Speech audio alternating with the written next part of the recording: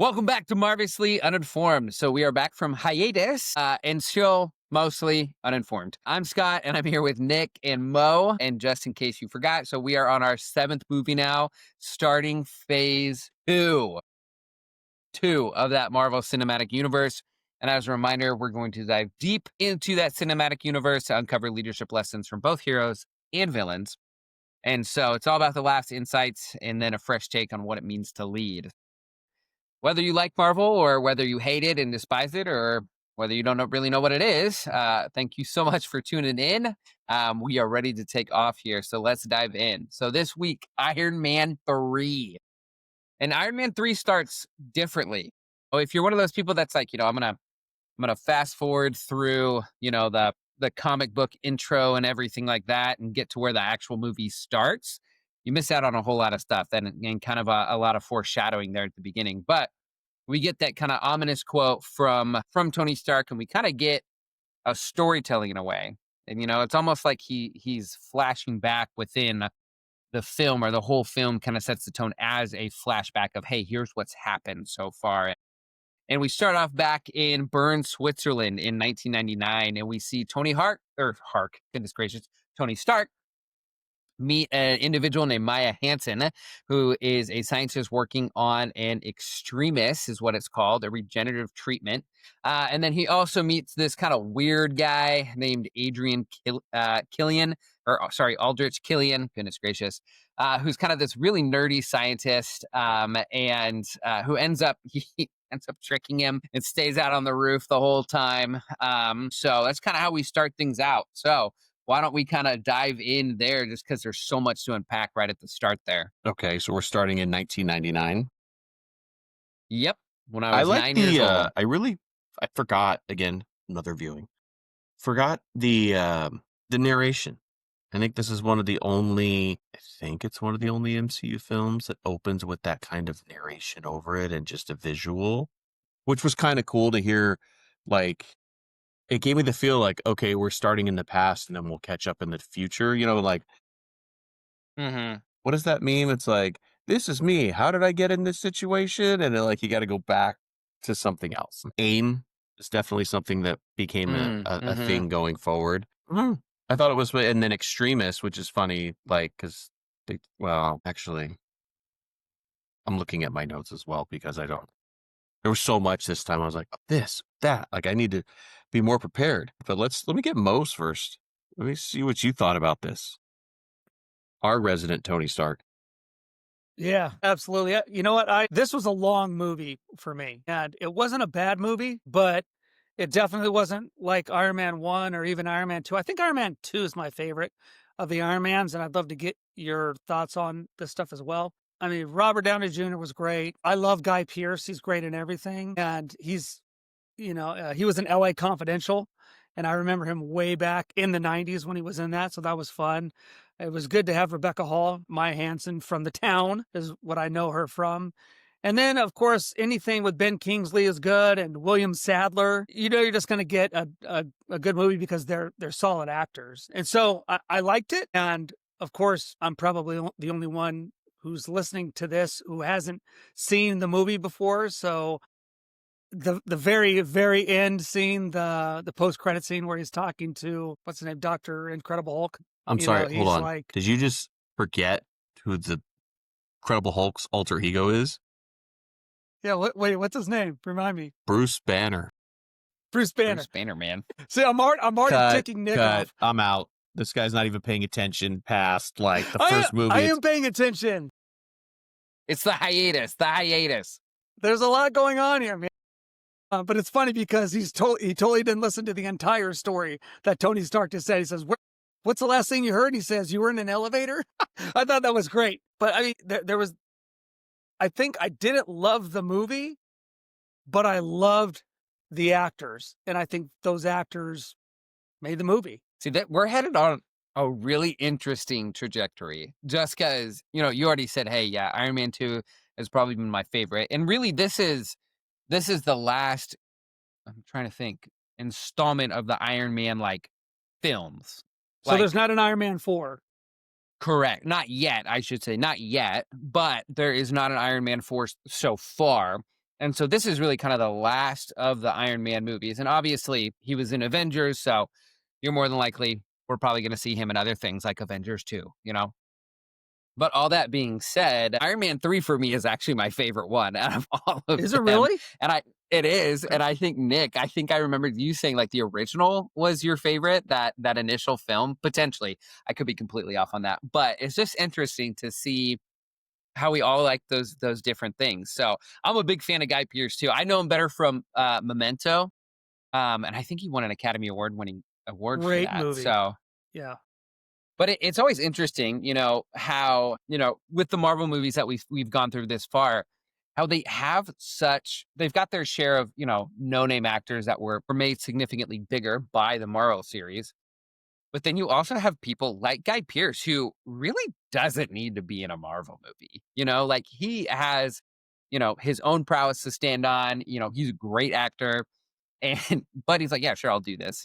Why not? And so it's so interesting that we get those individuals in these movies. So and they do such a great job. I mean, I'm not against it by any means. So, but I love it. Nick, you look like you want to say something. Yeah, well, this was the first one. You figure this is the first movie post Avengers, post a $1 billion movie.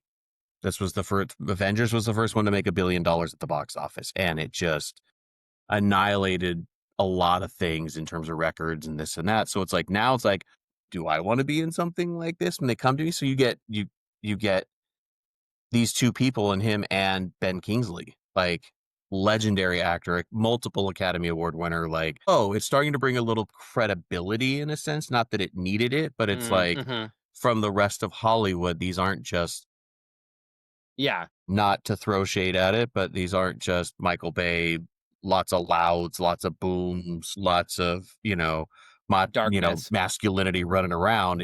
There's more to it. And it is long form storytelling. Well, and I think the other thing, like, right, superhero movies have been tried before and have always not done great, right? Like, we end up with, obviously like the Dark Knight trilogy and things like that. I think those were, in my opinion, those are some of the best, like, superhero films as far as like storytelling, visual schematics, and things like that up to that point of Marvel.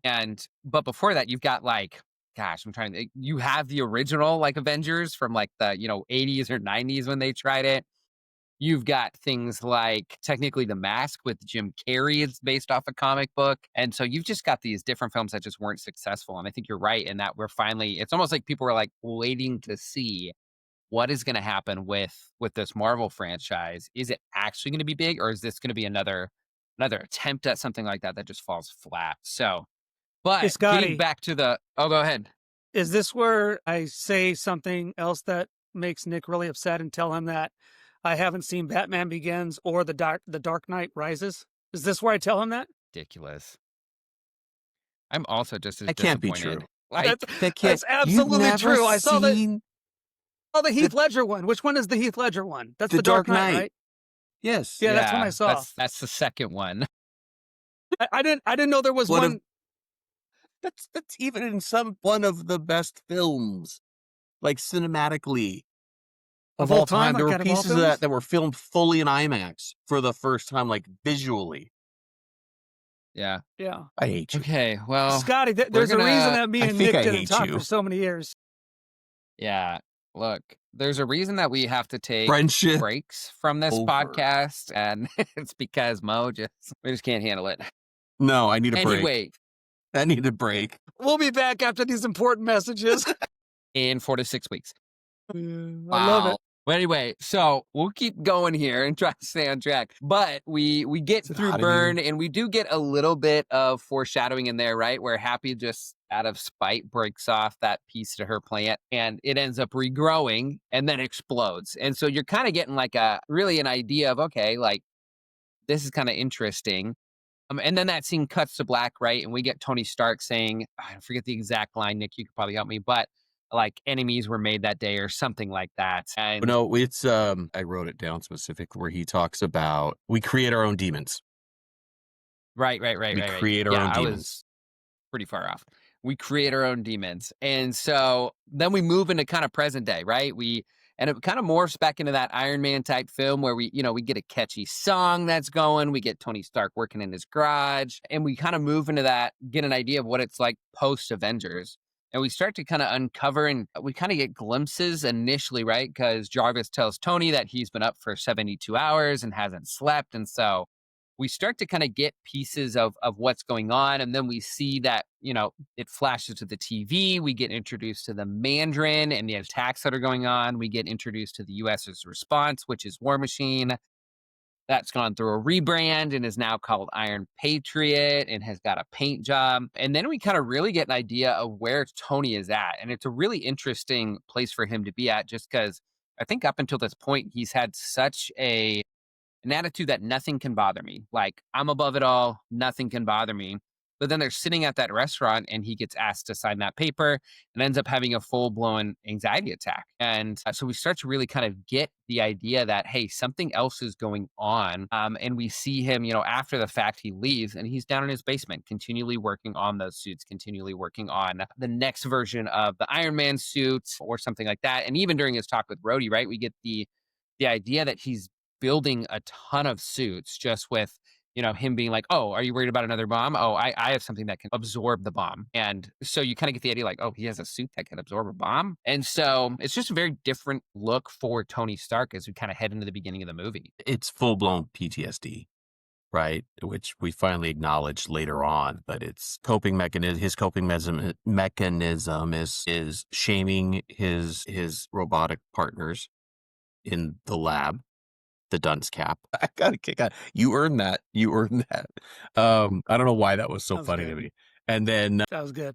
he's even a little bit disassociated from what's really important in his relationship with Pepper, right? Like he's just reacting to what she wants instead of being a person that, like a partner that's there and present, because he's dealing with his own demons that in a way did he create, which is, I think, foreshadowing for a film later on in a very subtle way. No Let me get you spoilers, guys, though. No no. spoilers. Well, I don't know. So It's not like my- he's going to watch it, I think, at this point, because, how do you skip freaking Batman Begins? I'm 2 curious years now, at the rate overall, we're like, going. we haven't heard you say, what is your actual feeling on this movie? Because you just said this movie was a long movie. Avengers had a longer runtime. Yeah.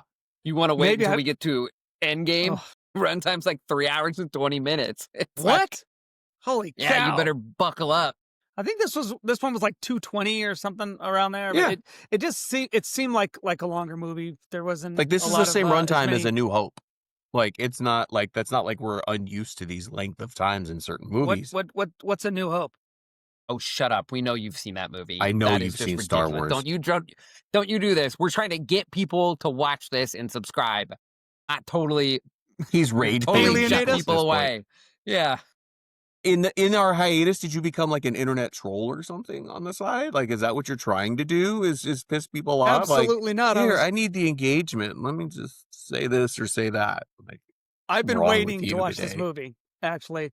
And so what did I think? So I'll take it in pieces. I think there was a lot of leadership and influence moments in this movie. And since we're talking about the specific scenes right here about where we first see Tony's PTSD and then panic attack, we're talking about leadership vulnerability. He just saved the world, as we hear from Harley later on when he's like, how was it to see the sky open up and aliens and but before we even get there, we see that even the most powerful leaders, and I would say that Tony Stark is probably one of the most powerful leaders in any series, like he's the guy, he can crack under pressure. And it wasn't while he was saving the world, it was after he saved the world.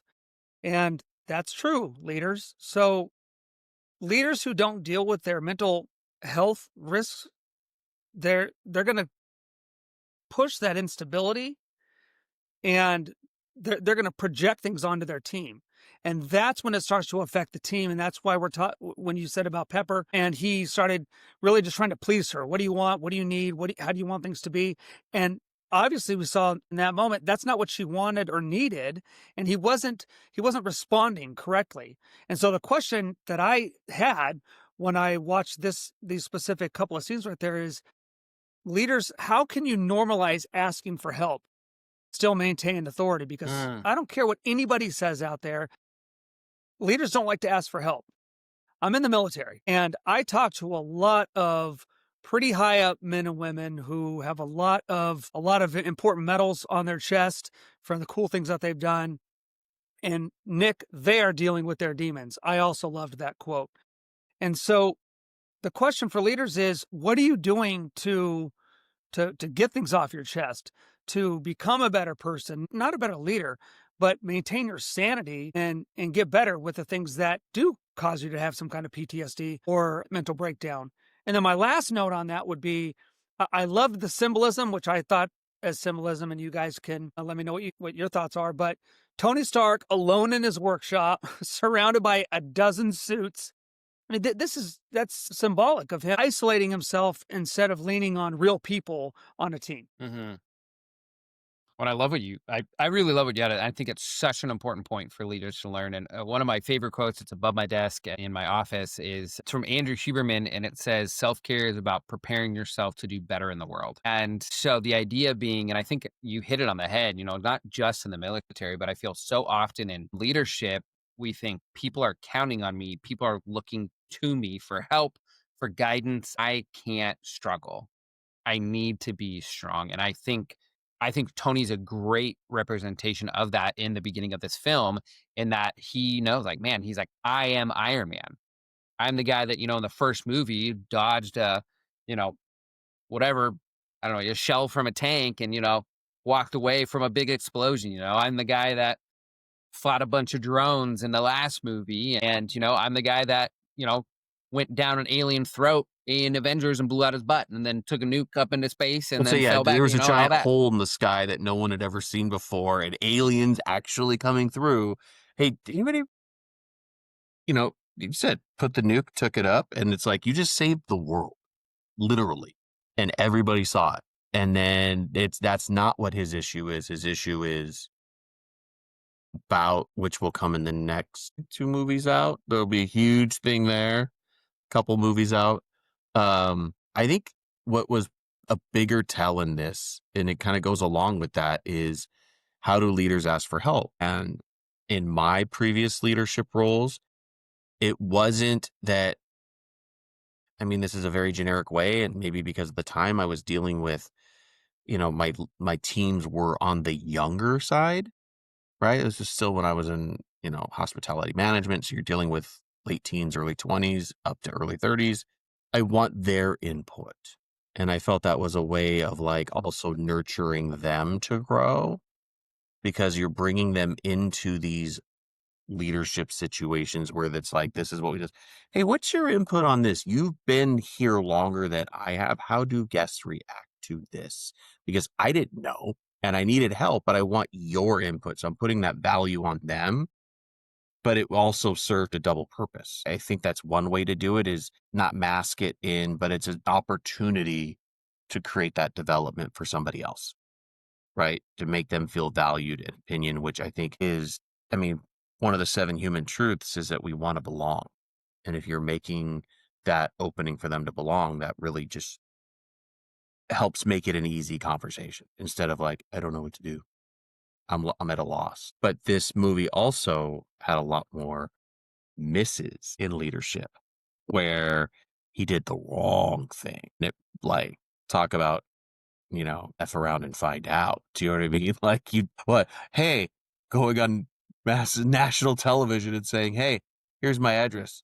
Come fight me. Sure. Well, Like, and I think okay. too, but I feel like before we get to that specific part, there's one thing I don't want to like pass over, and that's the like growth of Pepper Potts, right? Like we kind of got in the last film, right, where Tony gives her the company that, oh, she's ready to step into that leadership role, but then we get that part that's at Stark Industries where the new and improved and significantly hotter Aldrich Killian comes in, ends up kind of pitching her this thing that at first sounds kind of great, like, oh my gosh, you can map the brain, like you can, help with disease and do all these things. But then Pepper sees the potential for that to be used for evil. And, and there's always right. There's things out there in the world that are always intended and were originally intended to be used for good, but are used for evil. And I think it's great how Pepper's to that point where she can see that happen. And I feel like that moment is a little bit overshadowed because they throw in the comedy of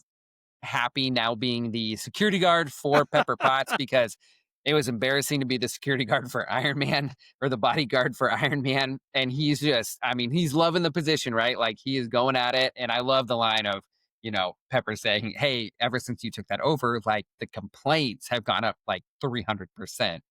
And Happy just going, "Good. That's good. I like that." And like, so it's just that comedic moment right there. But I didn't want to move on to kind of the Mandalorian and then moving on to when Happy gets hurt without mentioning kind of that golden and that shining moment for Pepper there in that office with Aldrich. Yeah, what I like about Pepper is she's a quiet leader, and one of my favorite books is The Quiet Leader.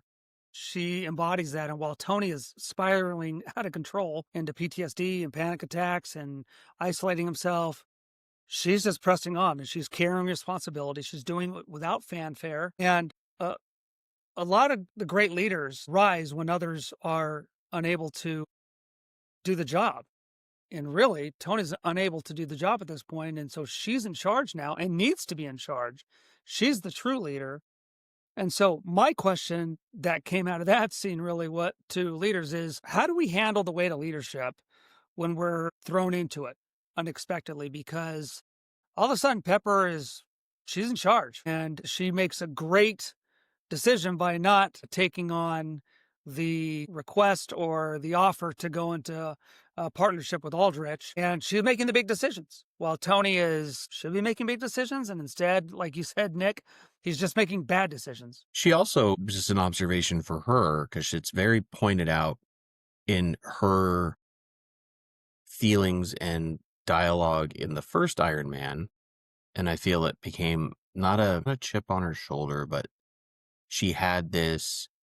Let's think back to the scene where he shows up at a benefit that everybody assumed he wasn't going to go to, and they have this point where they're dancing, and then you could see the romantic tension start to build, and this fear, and it's not irrational, it is completely a valued thing, is what are people going to think? And not in like, I care what people think, but she wants to be respected. She wants to earn her place and that she's qualified to do it, not just because she was Tony's personal assistant and right hand. And I Mm-hmm. think that continues through all the movies, because the only time I think I feel I see her at peace with it is in the beginning of Avengers, when they're setting up Stark Tower, and then Coulson shows up and she seems calm with, the whole, you have a lot of homework. You have this, I have to go do this, right? Run $1 billion company, and then boom, gone. But that's also, he's not in the way. It's kind of like, oh, you do this over here, so you're distracted, and I can do what I need to do without childlike interference. Yeah, I think you bring up a great point. So let's press into kind of getting into figuring out more about the Mandarin here. But we have the kind of attack that happens maybe unintentionally, but it happens at the Chinese theater in LA. So a very, very well recognized, well known place within the film. But we get Happy, who, has good intuition, right? Like Happy, we've seen that good intuition throughout the first two Iron Man movies. But he starts following that one guy who looks shady guy, and ends up kind of seeing that handoff, leads to a fight. But then ultimately, we see the guy who ended up getting the package inhale something and then proceeds to explode, and Happy is harmed in the process. And then we get the idea, or we see the shady guy walking out of the explosion with inevitably his foot kind of regrowing. And if you remember from the beginning of the movie, then we get the idea. It's the same as that plant leaf regrowing at the beginning there, and so we start to get those pieces of the puzzle of, oh my goodness, hey, like what's going on? Why are these two things connected? But then I think the most interesting moment that comes out of that whole thing is just Tony's response, right? Like he visits Happy at the hospital, and then he comes out and gets stopped by those reporters and ends up challenging the Mandarin live on TV. And so just kind of a 180 from where Tony's been. It's almost seemed like he's potentially kind of shying away from fighting just because of that stress, that anxiety, that PTSD. And then he just flips, one of his good friends get hurt, and he ends up flipping and just saying, "Hey, yeah, no, I wanna beat you up. Like, I wanna fight. Meet me behind the schoolyard after school, underneath the I mean, bleachers, whatever it may be."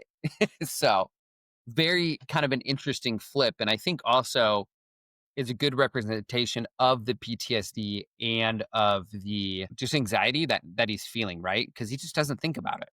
He gives him his address. Well, who lives there? Pepper Potts lives there. So the woman that he inevitably loves, like, is at his house. And so it's just kind of an interesting moment for Tony. I'm waiting to hear what you have to say about it. well, when you're suffering from a mental health break, essentially is what that is. Like, you're going to make irrational decisions, and calling out, "Hey, I need this. I want come fight me." I didn't think that was. I mean, you knew something was going to happen, and we needed to. Apparently, we need to blow up the Malibu house. That just became like Tony's moving. Tony's moving. Yeah. But the one thing he didn't have in there is because it was very reckless. And that is like in leadership, that is a crisis comms malpractice. That is like totally just like blah, blah, blah. And you just escalated it publicly and didn't have a plan. He thought he was secure. He thought, I'm Iron Man. I'm not touchable. I just drove a nuke into outer space. But he had no contingency for the house getting leveled. He has a contingency for all the suits, but the house isn't protected. So that risk management, you're not gonna create more risk management in a leader position by more tech sometimes. Or it's like, hey, more gadgets did not equal a better plan. You just had more gadgets. But it made for great, the Yep. the comedy of him, physically implanting something into his body so that its sensors can read the pieces of the suit, which, if anyone was paying attention, is an upgrade from the bracelets he wore in Avengers. Mhm. Right? So it was getting the pieces of the suit that way. And then the scene where it's working for the first time and he's getting knocked around by the suit, by Jarvis, making it work. But that whole scene was just a lot of bad decisions. And now it's like, again, mess around and find out. Yeah, I see two leadership failures that led to this whole part of the movie. The first one actually is by Pepper Potts, because Happy is now the head of security. He's just trying to find his place in the company. He doesn't want to be a laughingstock. He wants to prove himself. And so he says, I'm going to follow this. And Pepper's got a lot to think about. She's running a multi-billion-dollar company.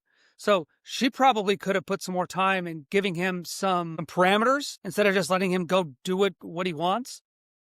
And then Tony doesn't help the situation by making fun of him, making fun of Happy, and telling him that he needs to go, what was it? Go find a shoplifter. Somebody just, yeah. That leads Said Happy. someone's stealing printer ink. That's right. Some HR intern stealing printer ink. That's what it was. But that leads to Happy going and getting blown up. Tony now goes, and he's part of the problem. He's in there. He's in the hospital. He's upset. Leaves the hospital. Has the impromptu conference with all the people. What do you want to say? And he just reacts. And Nick, I love it. It was leadership recklessness. Tony's ego again drives him to make a decision without thinking through the consequences. What are the consequences? He's putting other people at risk. There's dangers outside of himself. And again, he's not thinking about anything outside of what he immediately wants to get done. All he's thinking about is the end. He's not thinking about all the other people that he can hurt. And so here's the insight for leaders. Leaders, your words carry weight. When you take up reckless challenges or give reckless challenges, you're going to endanger the people that you love the most, your family, your team. And so I thought to myself, and I would want all of us that are on this podcast or listening to the podcast to ask ourselves the question, when has speaking too soon hurt my credibility as a leader? And when I asked myself that question, I had to smile and then cringe a little bit, because there have been several times. Daily. Sometimes. It's happened. Yeah. I feel like more often than people would necessarily want. So because of that result, though, right, we get kind of the next big thing that happens in that, not that it should be a big surprise, but, he challenges the Mandarin, and the Mandarin basically goes, all right, deal. And we get Maya showing up at Tony's mansion, kind of throwing a wrench into the plot, right? Because you see the connection at the Chinese theater and you're like, she's got to be involved somehow. And then she shows up and is like, kind of seems concerned. I need to tell you something. And you're like, okay, well, actually, wait, maybe she's not involved. And so, but we get the Stark Mansion to be attacked. And I love when I don't love when the missile first hits. Like, I feel like that's a weird saying. But when it first hits, that explosion happens. And you see Tony just in that moment have a selfless reaction, right? Where he orders his suit to go on to Pepper Potts to just protect her in that process. And you just see that. But then again, you get what, like 30 seconds later, right? Where the roof falls and he thinks he's going to be squished. And then Pepper goes over him in the suit and she says, I got you. And then he goes, I got you first. And so kind of still has that same attitude. I feel like most people in that situation would say, hey, thank you. He just goes, yeah, well, I did it first. So, there. And so I love how we get that. We see that selfless act, then followed by Tony Stark's still there. All right, still the same guy. And so, but what a climactic moment of the movie where, yeah, that Malibu mansion is just absolutely destroyed. And knowing California real estate these days, like, oh my gosh, that probably was worth a lot of money. You don't even know, dude. You don't even know. I give Tony no credit for caring about Pepper in that moment with that selfless act, and I use that in quotations. This is what I think, and I actually thought about this during the movie. That's like when you hear an announcer say when you're watching a baseball game and you hear him say, wow, he really got himself out of that jam. Well, why did he have to get himself out of the jam as a pitcher? Because he got himself into the jam. So don't be happy that he struck out 3 batters in a row with the bases loaded to get out of the inning. The problem is you got yourself there. And so I don't give him any credit for that. Yes, he was reacting to save Pepper, and that's good that he did. But again, he put himself there. So leaders, stop putting yourself in dumb situations and your people in situations where you're going to hurt them. And then you got to act heroically. And this is actually a complex. And in fact, there's a book, and I can't remember the name of it. It was one of the guests on one of my Rising Tide podcast guests, and he wrote a book about this. And he said that I think it's called the heroes syndrome, where leaders will intentionally or subconsciously cause things to go wrong in the team, in the company, in their small part of the world, so that they can come and swoop in and make the good decisions. And that just absolutely irks me. Yeah, I think it's called a hero complex, right? Like you see Is that it? There you go. I think so, because that's kind of in the leadership context, but you also see it. I think I've seen it in times in like different shows and stuff where it's like, typically crime shows, right? Where you have like a firefighter who intentionally starts fires so that he can go in and save and be the hero, Well, or you have the nurse situation. yeah, is it right? That's why I said, okay, I'm gonna typically set these this are crime fire and shows. save the day. But you get like, this is also an extreme one, but like you get the nurses on, TV shows or crime shows or whatever that are purposely, killing their patients because they feel like it's the heroic thing to do, kind of like that. What is that? That angel of death syndrome or whatever it is. And so, yeah, it's definitely interesting. So, but we quickly after that explosion kind of we get Tony again investigating. So it looks like, right, like he's kind of down in his basement. So you're like, wow, the whole house blew up, yet the basement survived. So like, I think that just drives up the property value even more, because you can have a basement that survives like all of this attack, you know? But all that to say, we get him to start to kind of link these different explosions. We get him to analyze the thing against Happy, and everything like that. And he starts to kind of formulate this thing, which drives him to the great state of Tennessee. So, Mo, what do you think? Or Nick, what is your kind of thought through that whole process? Yeah, I feel like you got some thoughts. That was the first time I ever watched it. I kind of like wasn't looking at it from a deeper level, but I thought it was a perfect little symbolism of taking him completely away out of his element, right? Like there's nothing about Tony Stark that talks about a rural area. There's nothing that talks about like, here we go. Everything we've been set up is his suits. Everything's his suits and more gadgets, more of this. Well, now you got nothing. Now you got a dead hunk of armor. And I get a kick out of Harley. I think the kid was kind of what he needed in a way, to kind of reset some things. Obviously, the banter and the Tony Starkisms that are coming out uh, was just I got a kick out of it. Now, like I said, every time I watch it, I find something more about it. Um, what was it that when he's talking to the kid, he said, "Loved you in A Christmas Story." Kid just stares at him like, what? What? Which is funny because it's like a tip, like especially the director of the film was heavily inspired in a lot of things. Like he had said that he took certain aspects of it from because he sets it at Christmas. It's taken from not from A Christmas Story, but it is inspired by. And so it gives you that it's talked up repeatedly. Like you talked about the music early on. It was just the whole thing in Tennessee, and now it's like, okay, now I got to find my way out without the tools I've relied on for so long. So he had to You reinvent actually himself. you hint a little bit about one of like the fun facts I had, and is actually the director Shane Black is known for setting movies during Christmas. That's like his forte. Like he did Lethal Weapon and then Kiss Kiss Bang Bang, which are set during Christmas times, and he did the exact same thing kind of here. And so that's why you get kind of the Christmas type motives or motifs kind of in the background. You get music, you get the lights, like you get those. You're like, this isn't a Christmas movie, but it's definitely Christmas time. And then you get like the Christmas Story jab and everything like that. So I think it's so interesting. But I do kind of love that part in Tennessee because it's in a way it's like a stripped down version of Tony, right? And it's the stripped down suitless version of Tony. And it's kind of back to his roots, you know? It's almost back to him in the cave, right? In the very, very first film where, you know, he's just got to do what he can with what he's got. And so, my gosh, now that I'm thinking about that, that's something we missed from the very first part of the movie. That's what I was like. Well, look at Scotty warming up the segues just to send it right back. That was my next point. We're back, brother. We Right? I are gotta back keep and it. on like right here. Wait, what did I Oh miss? my gosh. I don't even Oh know what we're my talking about now. gosh. I can't believe I forgot to mention that. That was one of the things when I watched this again, I was like, oh my gosh, I never made that connection. So in the very I know I'm supposed to keep this on track, right? We got to get through No, this no, no. thing. This is perfect. This is fun.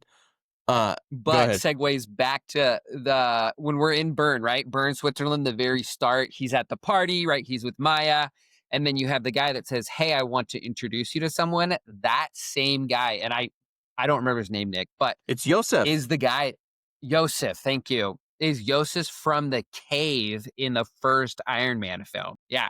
So it's like Yosef and him have And met remember, he prior tells in him we've Bern. met before, and Tony didn't remember it. He goes, well, alcohol was involved, or you were quite drunk. And they had met in Switzerland. So yeah, I completely forgot that. So a lot of callbacks to the first film, which fits, right? Like I don't remember if at the time we knew this would be like the final, like Iron Man's like self-titled Iron Man standalone, but it is. And so for now, it is. And so it ties back to there are those callbacks really to that first movie. And so yeah, love that sparked that. But we do really get that kind of stripped down version of Tony. And right, like he fixes his suit, he leaves it, and then he goes out on his own. And in reality, right, like he is now in the world without his suit. And it's so interesting, too, with the talk that he has just with Harley, right? It's almost Harley acts as that therapist in a lot of ways, and just speaks really a lot of common sense into him. And you know, Nick, you have kids. I have a 2-year-old at home, and sometimes the things that kids say just make sense, and it's because they haven't experienced life, so they don't get to look at things from all of these different angles, right? They get to look at things from a through a simple lens, and a lot of times I think in leadership we forget about that. It's looking through the lens of complex things, complex life, complex solutions. And when it comes to leadership, sometimes you need to think simply. You can't make things too complicated. And that's I think what Harley just does, right? Harley shows Tony that, you know, hey, thinking simply is a lot easier than trying to overcomplicate things. It also, I felt like it kind of challenged Tony in a sense because, in a way, to help him find himself or find his way through these mental health challenges. Because as I'm at the end of the day, like, of course, somebody like that ego's involved. So you're looking at like, I am Iron Man. I should be able to fix this. And this, 12-year-old or whatever has a better spot on it than I do. So it's kind of like challenging him to work himself through his own issues. Well, and it's funny because there's a coaching or a mentorship each way. Funny enough, there's a great, I scroll through Instagram and there's a great quote on one of those block quotes, and it says, if an adult tells you that you're ugly, they're just a hater.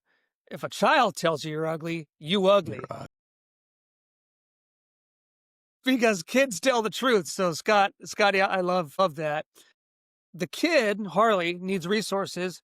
Tony needs resilience. They help each other. And what we learn about Tony right here is he thinks he needs the suit, but Scotty, you said he's stripped down, and I love that, both literally and figuratively, and he has nothing except for his relationships. And so he's walking around town with Harley, and he's trying to get things done, but he realizes he can't just magically make it happen with his resources. So what all of a sudden he finds himself in this situation where he has to be better relationally. And so the leadership question that I had for all of our listeners is, if everything was taken from you, your company, every dollar that you had, your house, you had absolutely nothing today, would your leadership still stand? Pause for a moment of silence and recognition. Everybody is going, we're done, turning this off now. But no, that brings up a good point. And I think the other thing too, when you think, right, Tony takes Harley's watch, right? And even that watch itself, it's not like it's a smartwatch. It's not an Apple Watch. It is a bare bones, stripped down watch. Like, there's nothing really special about it, except it had to be at a certain level where it had a timer on it. And so for the plot to be able to work and continue. So wasn't it a limited edition? Yeah, right, Nick? Wasn't it like a limited edition? It was a special watch. Shoot, I didn't write it down. Because Tony actually says something later on when the bad guy takes it and he says, hey, be careful with that. Because. Yeah, let's see here. Do a quick search here. It's a Dora the Explorer watch. It He gives it to Tony as a gift. Yeah, a Dora the Explorer watch. So, yep. Is everybody looking it up now to see if I'm right? Yeah, according to the internet, it says it's a Dora the Explorer watch. And so, but yeah, good moment. So, but then, okay, keeping this moving, yeah, there it is. So, I just looked it up. Tony says, Dora the Explorer? He says, it's a limited edition. You know what that means? It means you can't get it anywhere else. Okay. Totally forgot about that. God, Dora the Explorer. No, because remember when he's chained up on that thing and those two guys are there and Tony's waiting for the suit and the guy takes the watch and he's like, hey, watch out, be careful with that. It's a limited edition. And the guy and then he just stomps on it. Anyway, I liked it. But we are almost at that point in the movie, but he does his investigation and then we get kind of the not the first attack, but we get Tony being attacked by those two individuals that obviously are very, very obviously have, some connection to the Mandarin, some connection to the extremist project. And then once we get kind of through that, in my opinion, it's a great fight scene. I think the woman that they chose to be in there was a good fit. She looks real creepy. And I think it's ironic. I don't know. I'm going to get canceled for this, but she's a redhead. Thought it was very appropriate to be a ginger that also burns really hot. Thought it was poetic in nature. So, but then we get Tony, we get Maya who enters the scene again and takes Tony to Miami. And we think, okay, like she's here, she's going to help him because she knows, kind of the project and everything. And then boom, plot twist. She's part of the problem itself. But it almost seems too like it's one of those situations, and you guys can kind of speak to this too. But with her, it's almost a situation that Pepper Potts did not step into, right? Like her intention, and even when she pitched the project to, talked to Tony about it back in Bern, Switzerland in 1999, her whole idea was, I want this to help people. Tony turned down the project. It didn't happen. So naturally, AIM and Killian, who was already interested in it to begin with, and we know that from Switzerland, took on that project and then has taken that project and made it into something and vilified it. Kind of like what probably would have happened with what he pitched to Pepper Potts, but Pepper said no, whereas Maya said yes. So, and then we get a pretty, what at the time I should say, was a pretty controversial plot twist. And so it's one of my favorite plot twists, but I know that there were people on both sides that hated this plot twist. And that is when the Mandalorian was kind of revealed to be the actor named Trevor Slattery. And that was a huge plot twist in the film, and people hated that. People absolutely hated that plot twist. Nick, I want to know your thoughts. I Did gotta you know just your say the thoughts. Mandalorian? I was waiting to see. I was like, Oh Nick's my gonna get gosh. him. I did. The Mandarin, not the Mandalorian. The orange, Oh, oh wow, I wrong feel like series. you guys are Scotty, Wow. doing this on purpose. Nick already hates me. You can't have him hate you too, or else he's gonna be out. Yeah, but I've got a leg up. I've seen all the Batmans. I've seen all the Star Wars. I've seen all the Lord of the Rings. I've seen all the Marvel. Scotty's the glue to the podcast. Yeah, I think it was funny that he's just like, first of all, that his name is Trevor, right? Like, I'm like, okay. I had a feeling something was different when I saw it. I'm like, okay, yeah, we got Ben Kingsley, but I'm like, Ben Kingsley signing on to be a reoccurring villain for who knows how long they will bring them, because the Mandarin was a big, and the Ten Rings is a big reoccurring villain for Iron Man, but it's not, he never posed those Avenger level threats, right? Like occasionally, but it wasn't something that was consistent. So, but like, I'm an actor, don't hurt the face. Like everything was about like I don't get paid enough for this. He did such a good job, and Oh yeah. I remember But I watching knew it. that I'm film for like, the first time. okay, Oh my gosh. it was also, this movie came out at a time where there was a lot of casting in these types of roles. There was an opportunity to cast things appropriately, and this was not. And so, yes, we gave it to Ben Kingsley, but that's not like, you had an opportunity to introduce this character true to comic form, and you didn't. You just chose an older white actor. And I'm like, I don't think they're going that route. And sure enough, they didn't. So, but I didn't, it didn't hit me either way. I was happy to have a character of that caliber in the movie. And I thought that was a good plot twist. Okay, that's funny. Because now he's Trevor. Like, don't hurt me. Okay. You're just the face. There's somebody else bigger pulling the strings. Mm-hmm. And it's just, I laughed so hard when I first saw the film, and I laughed hysterically again when I rewatched. And it's just one of those things where it's just such a good plot twist because you just don't expect it, right? Like they build him up. Like right before this, we see him live on shoot someone live on television. Right. And then it's just this guy who just got like a job coming out of acting school, like was like, oh yeah, they just offered me this part. Like, they're paying me and I get to stay in this mansion. Like just has no idea like what's going on or anything like that. And it's so, gosh, it is just absolutely hilarious. So, but also kind of during this time, right? We get, and I think it fits it. We get Iron Patriot. I don't want to skip over that, but we get Iron Patriot, right? I don't want to skip over the fact. I feel like we've kind of skipped over him a lot, but He calls him. he, He calls him. yep, Hey, what you doing? Yeah, that was good. dude just calls him on the phone, and he's like, oh, off in the Middle East. He's, I'm doing something right now. Kind of his Kind situation. of busy. But we get Iron Patriot out of the suit, right? Like he ends up kind of getting kidnapped and forced out of his suit. And I just love too that Don Cheadle just comes out and he's like, okay, I'm coming out. And he comes out and there's this big hit. And then, you think, oh, fight scene. And then Aldrich Killian just blows fire from his mouth. And he's just like, all right, cool. Like, we're done. Like, take the suit. We're good. Like, it's another, I think, funny moment. And just one of those ones where I'm so glad that they chose to go with Don Cheadle in that role. Like, I think the chemistry and the unique perspective and just the way that Don Cheadle really plays the character of Iron Patriot / War Machine, he just does a really good job. And so I'm glad they kind of made that switch after the first film and went with him. Scotty, I Think remember you he's- telling me that I was going to be okay with the switch to Don Cheadle. Remember? Because I was like, why are they doing this? And you said, give it some time, wait, and you'll see.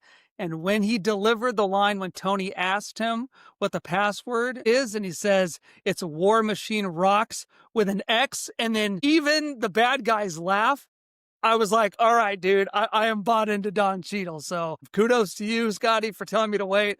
I thought it was hilarious. And that was the moment, that scene where I thought to myself, I'm glad Don Cheadle's in this role. Only he could have delivered the line the way he did in that scene. Nick, you were saying.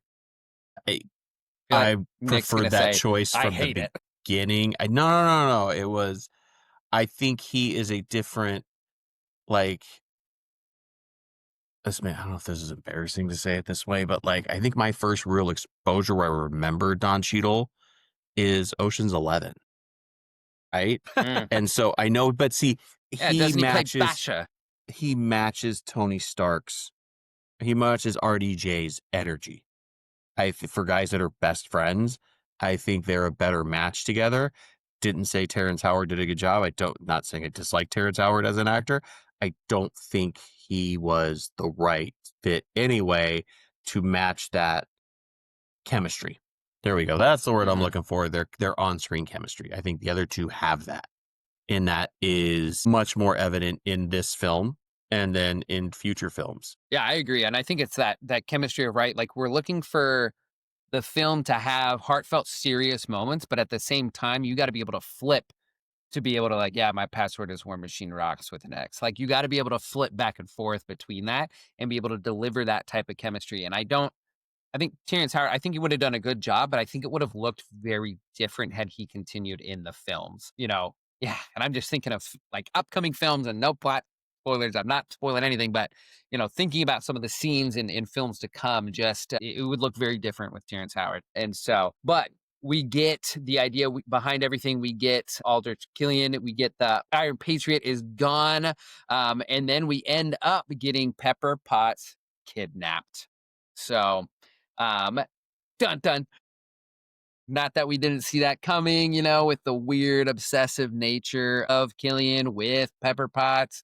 Super creepy, you know, let it go, man. So, but Pepper Potts ends up getting kidnapped, and then ends up getting injected with the extremis. And by this point, we've kind of found out that, you know, with discovering that the Mandalorian is just an actor, that Aldrich Killian has been using that Mandarin persona to cover up and manipulate fear and then cover up his failed extremis patients, essentially. So we find out that not everybody has the DNA markers to accept it. We find out that those that don't accept it reject it in a big Mhm. way. But really, then we get kind of both Pepper and Tony have been kidnapped by Killian, and then we get that it's honestly it's another one of my favorite scenes of him being chained to. I think it's like an upside down bed or something like that. Yes. And where we get the line with the watch of no. You want to be careful with that, you know, it's a limited edition. And then of course his still rusty calling his suit, right? The watch goes off and calling the suit and him ill timing when it's gonna get there. And it's just such a hilarious scene to kind of see that, you know, in the midst of everything that's going on, in the midst of him suffering with his PTSD and, you know, having the conversation with Harley, doing better. But it's one of my favorite scenes. I thought it was great leading up to what it like it in a great penultimate way, getting to the shipyard, getting to what ultimately the in a way the codependency he had to break to start healing, right? When now we've got, what is it, the house party protocol, right? The suits, Yep. and destroys all the suits. And um sorry to just rush through that, but I felt that was kind of like, okay, that's kind of where we're getting to this fight scene to get this. This is the end of the movie, but it's also setting up our character's growth that he had to show something in this movie. Oh, yeah. Oh, yeah. And I love to, when we are on our way to that shipyard, as Tony's calling his suit, and as he's escaping the mansion, it's like parts are coming in. Like he doesn't get the whole suit, but it's like one thing at a time as he's running through this mansion. But yeah, we get to the shipyard and we get what is termed in comic, and Nick, correct me, but the Iron Legion, right? Isn't that what the party, whatever it's called, the party protocol is? It Don't summons the know if Iron he Legion, called it essentially. the Iron Legion. I think you're thinking of something else. Scotty giving stuff on away that. again? Gosh. I don't think so. It's not If I like he's am, not. it's purely by mistake because I don't It's Trying not to think a of other it's stuff not a that like, "Oh, I'm giving this away," kinda thing, but it's he does call the Iron Legion in a future movie. it honestly could be. I'm far behind. There are, let's see, Nick, you're gonna well, you won't hate me for this, but there I have not, let's see, I have not seen the last, what is it, 3? I haven't watched Deadpool, Wolverine, haven't seen the new Captain America, haven't seen Thunderbolts. Okay, I haven't watched Look, Thunderbolts yet. It just hit okay. Disney Plus, like, this week. Yep, yep. Captain America: New World Order, we watched that. That's actually the first one Benjamin, my son, has sat through the whole thing because he was looking for a specific character because it's one of his favorites. And then you haven't seen Deadpool Wolverine yet? Yeah, I know. I just haven't, it's one of those things, I definitely cannot watch that film when my kid is around. And so it's one of those things where it's like I have to find the time, and I have yet to find like the time between work and classes to sit down and pump out that movie. So I know I need to, because I do love the Deadpool franchise. So, but anyway, we get to, he calls the party, they come in, and I love the battle scene, right? Because it's this serious nature, right? Of like Tony and his suits and Rhodey are taking on, you know, basically Killian and every single one of his minions. Um, but you get the comic nature. Like and I love when I say when Tony's given the gun and it just shoots off like the entire clip. And then turns to Rhodey and says, "I'm out. I need a clip." And Rhodey's like, "This isn't like a movie. I don't have another clip." Yeah, that was good. Because you do see that, right? Like all the time. Like it doesn't matter in a video game or whatever it is. It seems when you run out of ammo, someone automatically has another clip, right? Like you're just set, you're good to go. And he's like, "Oh, this is the real world." Like so, but Doesn't I work that love way. how they incorporate. Yeah, I love how they incorporate the comedy into that fight scene. It's such a good time, and I love being able to see the different suits because, right, like we don't get to see every single, this isn't the comics, like, it's just movies. So we don't get to see every single suit that Tony has ever created. But it's kind of cool to be able to see some of those suits, not maybe fully in action, but it's just cool to see just the different things and just how he literally designed a suit for every single thing that popped into his head. And so I like that scene. I like that fight scene. I think it's pretty cool. I'm lost. Have we not gotten to the president on Air Force One yet, or did that We already kind of happen? skipped over that. Okay. Yeah, we kinda actually breezed past that, so that's you go, Mo. We can talk about that. Let's talk about that. No, I was just wondering because I'm like, I know he saves the president and he puts, yeah, it was pretty cool. So I don't know. Yeah, we did kinda brush over, I guess, that, right? Like, Don Cheadle gets kicked out of his Iron Patriot suit, and then they use it as a Trojan horse to get onto Air Force One to kidnap the president, so, but yeah, so, such a good fight scene, and then it's kinda cool too because we get Pepper that even gets in on the action, right? Like, she ends up getting to be in the fight. She's all roided up on Extremis, and so it's kind of cool to see kind of the thing that Killian invented and almost wanted to use it to hurt Pepper, to hurt Tony, ends up being one of the reasons for his downfall there, which is poetic in nature. Yeah, the only thing I wanted to say about the Air Force One scene, which I thought was really cool, is when all those employees got sucked out of the plane, and you just think, are they just going to The die? monkeys.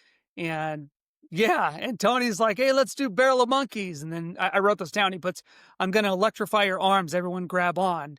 And it was just really cool how Tony was able to be calm. It seems like Tony's the Mhm. most calm in high pressure situations. And it's when his demons get him when he's calm. And that's when he has his PTSD and his anxiety attacks. So it's almost like he needs that rush. But he uses a real direct leadership style under pressure. And he's done that in all of his movies so far. And in this one, it was great because yeah, he electrifies everybody, and then that one guy they had to grab onto his leg, and then when he drops them all off into the ocean or into the lake or wherever they got dropped off, and then he looks back and they are just like, yeah. So it was a fun win for Tony and for the good guys. Yeah, and you saying that kind of in my mind calls back to kind of what we talked about at the beginning, where I think a lot of times leaders, we want to be busy. It's like I thrive in those situations. I'm ready to take things head on. I want to stay Yes. busy. But what are you doing in the calm moments? Like, how are you going through those things? Like, you need to know how to operate in both types of situations, right? And it's like what you just said, where Tony seems to thrive in high stress situations. And I would say that's true, right? From Hmm. everything that we've seen so far through all the movies, he thrives in those situations. He narrows his focus, he's able to make decisions, but it's when he's by himself that his demons come out. And so as a leader, knowing that, okay, I know I can thrive in a high pressure situation, but what do I do when those situations are gone? How do I portray myself as a leader? How do I work through my own demons? How do I exert my leadership during times of calm and peace? There Yeah, that's all I wanted is to say about Air Force One. That's a good point. Like we did miss that. I was like, there man, is he saved the president. What's going on here? there's a so one of the writers for Iron Man, because this through a part of this with the Mandarin, and I don't remember the explicit part of it, but um, the writer, his last name is Ellis, so President Ellis. Kind of a direct nod Okay, there, a little Oh, Easter egg that's there, cool. and that's then cool. a reoccurring thing that kind of I think we kind of cap here, but it was part of a bigger storyline, which is the name of a title movie we're gonna watch in Phase 3. Yeah. Um, but Tony has this, like we're talking about his PTSD and how he's dealing with that, and they address it in the books going into this would be in the early 2000s. Tony has a drinking problem, right?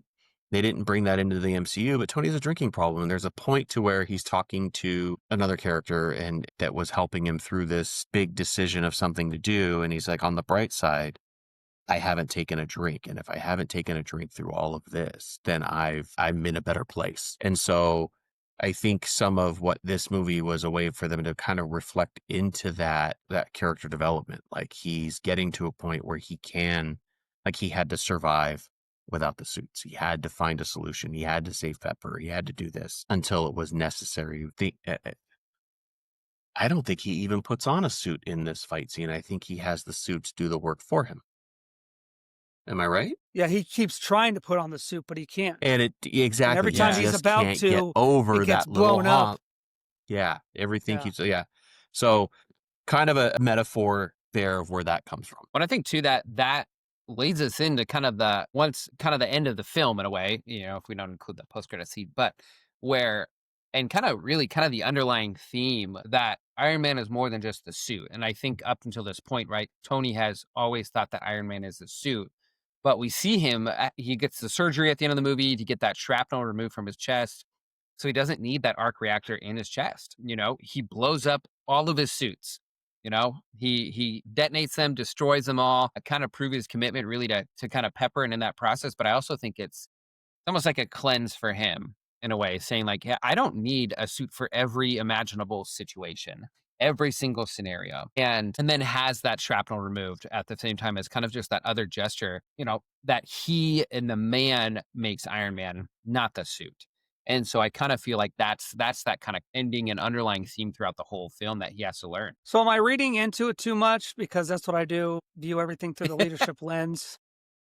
To add to what you just said, Scotty, that it's because Tony can't get to the suit in that last scene and he has to rely on other people like Pepper. He has to rely on making room for other people to do what they do best and remind him that he is more than just that suit, that the suit Mhm. isn't going to fix every problem. And without spoiling it, does this final scene, this battle, because he never really got to be the hero through that suit, show that, okay, I can rely on other people to help save the day? I don't think you're reading into it too much. I think that's definitely one of the main themes. Nick, you can kind of chime in as well. I think you're right. I think he found that comfortability in relying on other people because if you think back to Avengers, that was a big piece of them functioning as just to function as a team.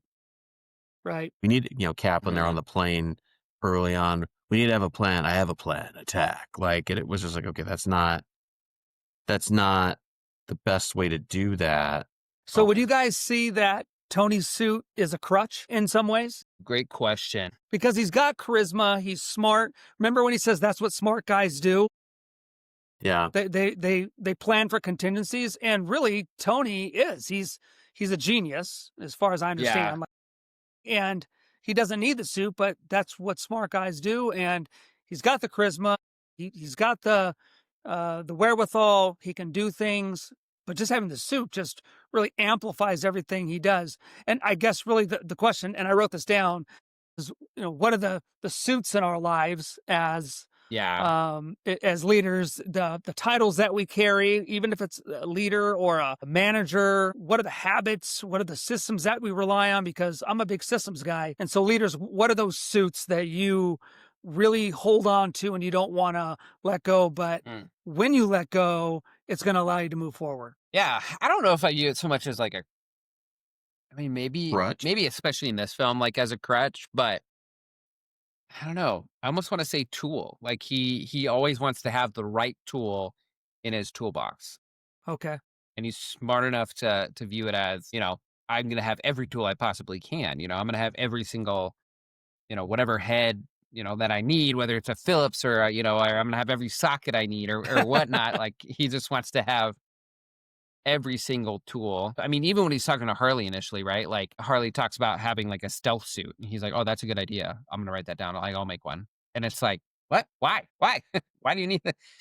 What is the need for that? But it's like, oh, that's a tool I don't have in my toolbox. Like I'll make that.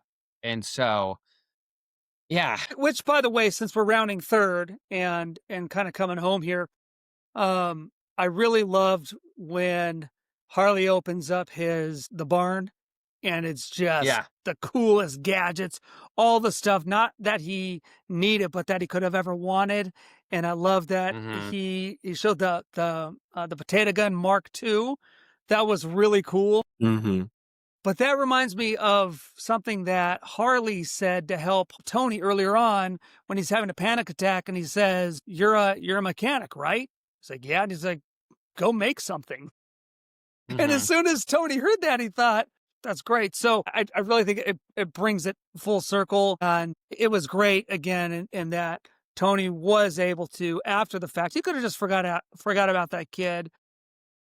But I really believe that Harley had a really big impact on Tony's life, and it was such a small piece of his life, right? I mean, Mm-hmm. it was a big piece of the movie, but it was a small piece of his life that he was able to give back to Harley, and I think Tony saw a lot of this kid in himself.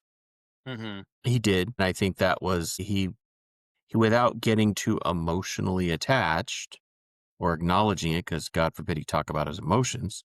He's not thoroughly evolved there yet. That he talked about, like he gave Harley something he knew he could give to make it better for him, like his life Hmm. better in what Tony knew how to do. He's not ready to do it the other way. Something I thought about, like with the suits, again, he has a protocol for everything, right? Those are one of his systems he relies on. And it was the clean slate protocol. And in hindsight, I don't think it was like, because he says, to Jarvis, a clean slate protocol, or Jarvis says a slate protocol, sir.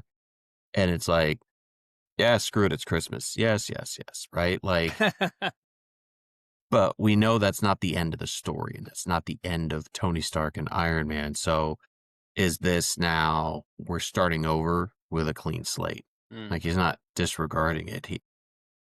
Which might lead to a healthier version, right? Yeah.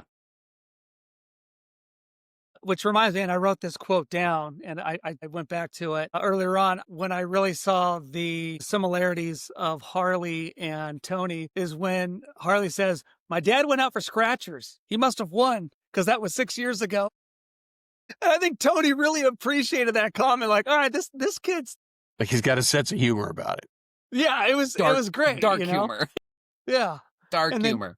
then Tony's like, "Don't be a wuss, deal with it," And I thought, okay, this is going to be a good relationship. And it was. So I don't know if we see the kid again, don't spoil it, but it was fun. And again, wrapping it up with Harley, that just really warmed my heart. And I just thought to myself, that was a way, Nick, for Tony to give back. And to me, it was Tony acknowledging that, and this kid gave me more than I could ever have given back. So let me just give back something small, which was huge for the kid, but for Tony, that wasn't anything. It was just really neat. Yeah. And then the only thing we got left is that post-credit scene, which we already touched on. It doesn't really reveal a whole lot. It's just more of that humorous, kind of talks about that relationship that now you see kind of exists post-Avengers with Bruce Banner and Tony. I do love, though, that that is basically like he's treating Bruce Banner as his therapist. Bruce goes, I'm not that kind of doctor. Like, I don't know what you want. So, but yeah, so I did want to say a couple of the fun things that I found out. I did not realize that during filming this, Robert Downey Jr. actually broke his ankle while filming this movie. And so, yeah, a couple of the scenes were shot using CGI and a body double. So I don't know which ones because they did a great job. And then Gwyneth Paltrow actually did a lot of her own stunts herself. So like the final battle scene, she actually did the fighting herself. So I thought that was just kind of super cool. And then lastly, the other kind of fun tidbit that I found is when Ben Kingsley went in to read for the role of the Mandarin, they didn't give him any details. They just said, you're reading for the Mandarin. But he had no idea what that really meant, what that fully meant for the character. Wow. Nothing, because they were trying to keep it a secret for the most part. It's kind of interesting. So, but Mo, I want to ask, did you get the Stan Lee cameo? Dude, while we were on, I literally was Googling, when did Stan Lee pass away? Because I was like, I didn't see him in the movie again. So sadly, again, guys, I dropped the ball. Where was Stan Lee? Nick? He was the beauty pageant judge in the Chattanooga sequence. That whole... Yeah, he was a beauty pageant judge. He's holding up a 10 card with a big grin. Dude, Yep. no, okay. Grin. Now that you say that, I was laughing that the judge held up a 10, but okay, I missed it. Again, I'm now 0 for 7, guys.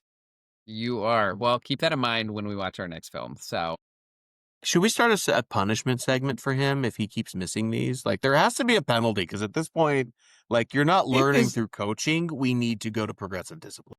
Yeah, it's like a swear jar, but for the number of times that you missed Stan Lee. So to pile on to that, is the Punisher a Marvel guy or is he a DC guy? He's Marvel. He is a Marvel guy. Okay. Don't say anything. That's all I wanted to know. What was everybody's snack of choice? Mine, yeah. I'll hear everybody's, and then because you guys will chew mine apart. So I'll let you guys go first. No, go first, Scotty, so I can already get upset with you. Okay, fine. Well, I watched this in the morning, and so I had some hard-boiled eggs brought to you by Costco. So Kirkland, shout out, still looking for that sponsorship every episode. And then I had 2 slices of sourdough bread with this homemade plum jam that we have. Nikki? Gonna get heat for this. Actually, I was eating cherries. Oh, no. Okay. All right. It's the summer for that. I put them in a cup, like a 32-ounce. I put cherries in a 32-ounce deli cup. Old kitchen habits die hard, in another cup, and I just pop the whole thing, spit the seed, and just keep going. Yeah, I don't think you get heat for that. That's a great You guys snack. gave me crap. I'm like, right, you Mo? had fruit, or you had this, and I'm like, Jesus. Well, I guess cherries are okay then. All right. I just had generic Walmart corn chips and salsa and some of the hummus from Walmart. So Walmart got to sponsor us, because that's Shout the out to only Walmart. place. That's the only place. So Costco for Scotty, Walmart for me, and a cherry tree for Nick. Cherry tree. George Washington cherries. Yes. All right. Anybody got last thoughts before we sign this episode off here? No, I think Cool, man. I think we covered a lot of it. Like we hit it. This was a good episode, and guys. This is we got a lot out of this movie. Too. Scotty, do you know where we're going next? Do you know where we're going next? Hold on, before we go next, I did have one final thought, and it's not my final thought. It's Tony Stark's final thought. And I wrote this down. He says, "You can take away my house, all my tricks and my toys, but one thing you can't take away, I am Iron Man." Thank you, everybody, for joining us on this episode of Marvelously Uninformed. We hope you guys loved it. You got some leadership lessons from it, some laughs. Please subscribe, share, and let us know your thoughts. Until next time, make sure you guys embrace your inner leader. Stay marvelous, and we'll catch you on Thor: The Dark World.